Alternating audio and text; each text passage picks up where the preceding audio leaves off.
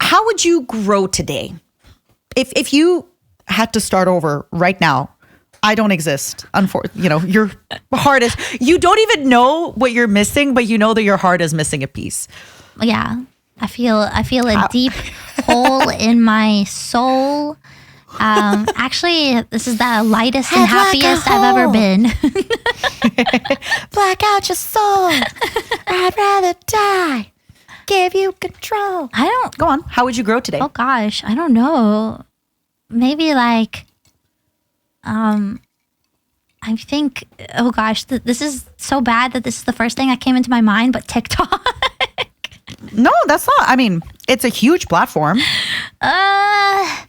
It is. Yeah, I see. I often get like VTubers on TikTok in my For You page. So, but I don't know. Oh gosh. Oh, maybe I'm not cut out for this. Maybe I don't know how to. Well, don't worry, baby girl. I got you. Okay, please. Don't worry, baby girl. We all got you. So, for a little bit of, you can take a break. I'm going to talk for the next 10 minutes. For anybody that doesn't know, I've been streaming for 13 years. Blah, blah, blah, blah, blah. So, I think even though everything feels more competitive, because it feels like there's a lot more people than ever streaming. It feels like the best time to start streaming was 10 years ago. That's not true. I believe, and maybe you can disagree with me, the best time to start streaming is, okay, maybe a year ago. But today is a really good time because there is just more opportunities in the industry. There's more people and there's more outlets to grow. And there's simulcasting, and there's also okay. Let's get back to it. So more competitive and more people. You also have more people to interact with. For example, when the woman whose body I live inside started streaming 13 years ago, she was streaming League of Legends, but it was kind of hard to make friends because there was a lot of people streaming it. But back then, you had to be very good at the game you're streaming or very entertaining. You kind of had to be, and you were both. Even neither. You were neither. I was neither. I was nothing. It was just a lot harder to grow. And the people that I could maybe interact with there was so few girls far, here and there that I could kind of talk to and become friends with. And it just happened that sometimes you didn't really vibe with the people, but you only had 3 people. So you kind of have to vibe with them, And another thing is now there is a lot more opportunity and income in the industry. Back then, for example, on Twitch television, you could have 1,000 viewers and you would have 200 paid subscribers. So that's not a livable, monthly wage. But now you can have 100 viewers and have 2,000 subscribers on Twitch or 1,000 paid subscribers, which actually allows you to have a little bit of a livable wage, and you're able to potentially go full time or maybe take a little bit more part-time work at your job to stream in a way that just wasn't possible. There's a lot more sponsors. There's a lot more opportunities as a smaller streamer now to create merch and sell that merch that just wasn't before. All you had was like Teespring, which was you put your logo on a shirt, right? Another thing, the algorithms have really changed, I feel. Back then, the algorithms only really showed you what was popular, but now it shows you what's in your niche. So if you get into Warhammer painting figurines, your content will be shown to people, even if you have 1,000 followers or 50 followers. Because just things now are gotten so big that the niches are better.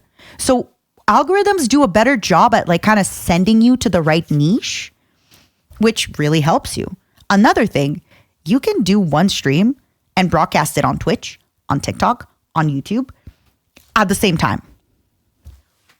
Adding on to it, like I said, I told you it was going to be 10 minutes. It's the Matara Khan show. When we were doing this document, she's like, I don't have anything to say other than 3 years. I'm like, don't worry, baby. Well, yeah, I'll because take over. like I said, I haven't streamed, and you also. I've only also done YouTube. Okay. So. Yeah, and I'm talking more. Yeah. Yeah, you're talking more Twitch a little bit, I think. Twitch, but just because Twitch streaming has been around longer than YouTube streaming, right? But another thing that's really interesting, you have the advantage. You have watched people succeed and you have watched people fail. And fail is a big word, but for example, there's a lot of people who blew up when Destiny came around. A lot of them stuck around and stayed big streamers. Some didn't. A lot of people became very big with Fortnite. Some stuck around, some didn't. Among Us, some stuck around, some didn't. You can learn how other people did it, how they pivoted. Also, now there's a lot more things that you can do with streaming content that isn't necessarily games. And somebody that I really love to give an example about is called Quincy's Tavern on TikTok. He started streaming on Twitch. He started doing games, wasn't like super working out for him. So now what he's doing, it's a cooking show on TikTok where he it's D&D-esque, where he, you're a traveler, you come to his tavern and he makes you something. But he's really gotten so much success on TikTok, right? So now it doesn't need to be a gaming thing. I don't know if you saw the other day, there was somebody that blew up on Twitter. I'm sorry, I don't remember their name. If you guys know their name, please commented. They are doing a history lesson as a VTuber. Oh, I did see that. You did see that. Now you just have so much more opportunity because there's so many more people and there's so much more audience. So you can actually I'm sorry, this is like my hyperfixation. I love this. I'm like getting more energized as I speak. I have to remind myself to speak slowly because I'm on a podcast. You're good. No, you're good. You're good. I love it. This is my bread and butter. So I just feel that nowadays with streaming, if you try streaming, first of all, try all the platforms at the same time. Do not, because that's number one. Number two, try different things. Because one of our friends, Onigiri, she mainly does cooking streams where she invites a streamer on and she cooks a recipe that they want. And it still is a viable stream. It still is super fun. There's people who do D&D campaigns, Critical Role. There's people who go live painting Warhammer figurines. There's people who go live rigging VTuber models. Yeah. Yeah, there's so much more variety nowadays. And that's what will help you stand out too. Of course. That's why I believe, in conclusion, I believe you should become a VTuber today. And if you do, you owe me 10%. Oh. I'm kidding. We're already splitting this, so. No. The 10% is going to me. Oh. Because you didn't give them the advice. Oh. Yeah, no, I mean, am I giving you... Oh, but it was on the podcast. Am I giving so I you guess we 10% as well? No, because you streamed independently from me. True. You should give me your love. That's all I want. Okay, moving on. But yeah, I just feel that it's one of those, just to like finalize it, streaming is really fun. Even if you never become a big streamer, sometimes, okay, I do have to mention this because loneliness is a big thing. I feel like nowadays we are so much more connected by the internet, but because of that, we have a hard time keeping up with other people. Maybe we don't get along with our family. Maybe we don't get along with people.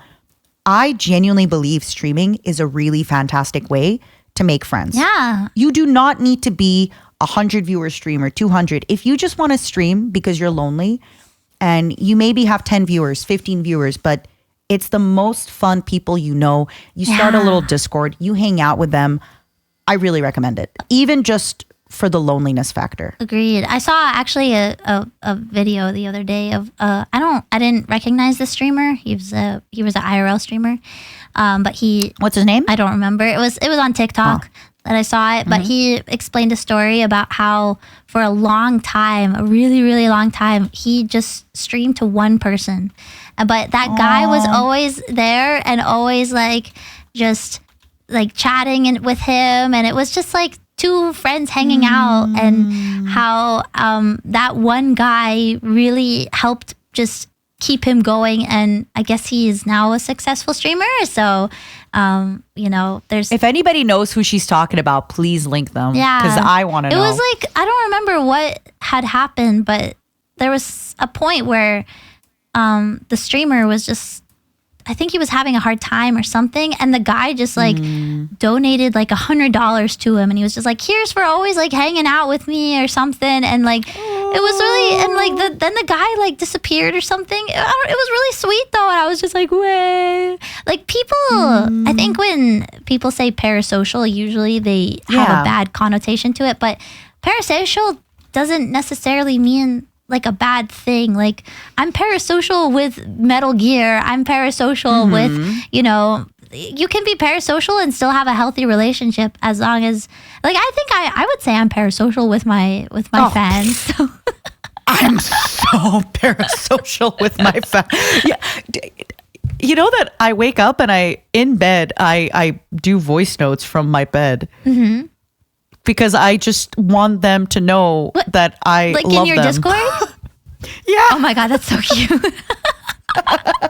Just like, good morning, guys. Today I'm going to be doing this and I'm going to be recording. How is everybody? No, it's so funny because like when I'm out, like if I'm shopping or something and if I see something that reminds me of someone's username, I'll be like, oh, I hope that person's having a good day. Like, you know, like in my brain. All the time. Like all the time. Yeah. And I think it's not a bad thing to be like that as long as it's, you know, obviously there's unhealthy levels of obsession, but if being parasocial does not necessarily mean that you're like to those unhealthy levels. And so I think it's okay to be like, yeah, I care about my fans and I care about what I do. And I'm parasocial because of that. Like, yeah.